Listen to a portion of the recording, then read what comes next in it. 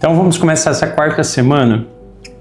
Pessoal, eu tenho ficado preocupado. Às vezes eu percebo que tem algumas pessoas desanimando. E a gente precisa ser fiel no pouco. Tem até uma música antiga que a gente cantava, né? Se sou fiel no pouco, ele me confiará mais.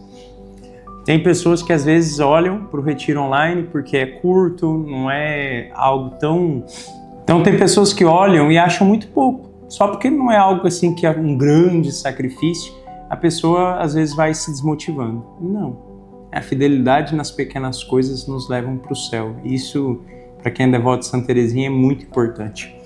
Então eu gostaria que você conversasse com alguém que talvez começou o retiro online, até falou para você que estava fazendo. Partilhe com essa pessoa. Talvez você vai ser o incentivador dela voltar, porque nós estamos na quarta semana, dá tempo, ainda é tempo de voltar para Deus. Vamos lá então? Em nome do Pai, e do Filho e do Espírito Santo. Amém. Inspirai, ó Deus, as nossas ações e ajudai-nos a realizá-las, para que em vós comece e para vós termine tudo aquilo que fizermos. Por Cristo, Senhor nosso. Amém. Em nome do Pai, do Filho e do Espírito Santo. Amém. Então, meus irmãos, hoje nós vamos acompanhar o Evangelho.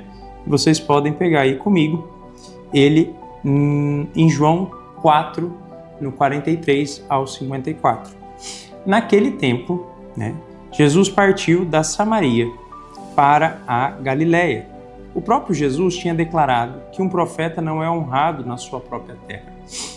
Quando então chegou a Galiléia, os galileus receberam-no bem, porque tinham visto tudo o que Jesus havia feito em Jerusalém durante a festa, pois também eles tinham ido à festa. Assim, Jesus voltou para Caná da Galiléia, onde havia transformado a água em vinho. Havia em Cafarnaum um funcionário do rei que tinha um filho doente.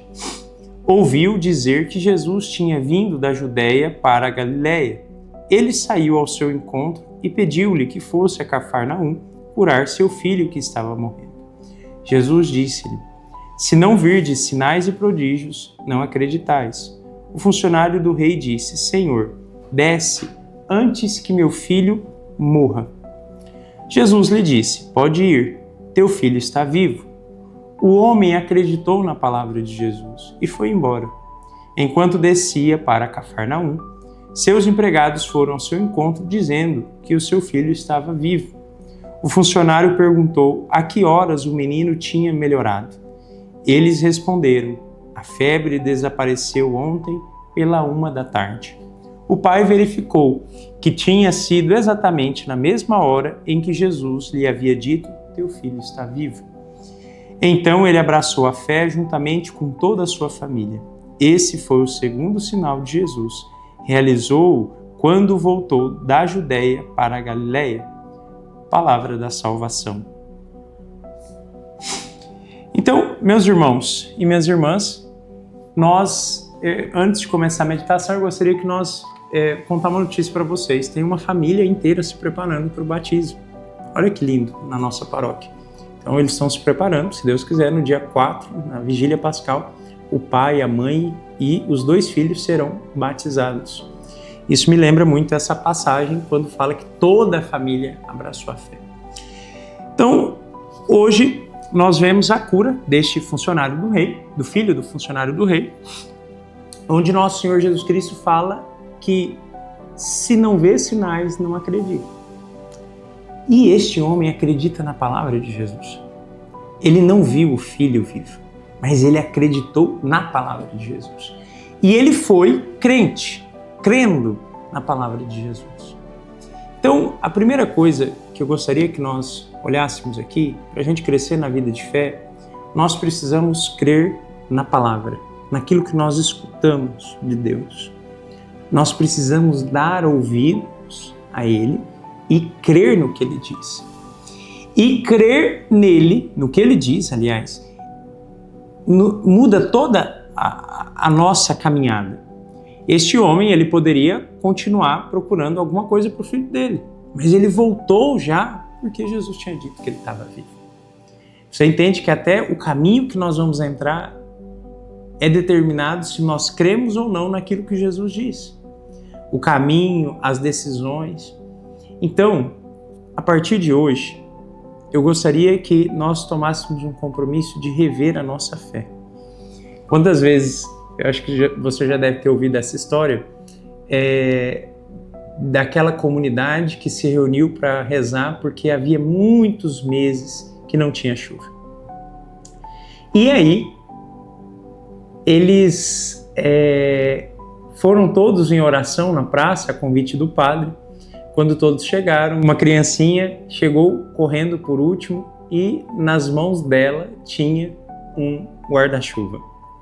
Todos olharam para a criança, sorriram e alguns até riram da criança porque ela estava com guarda-chuva.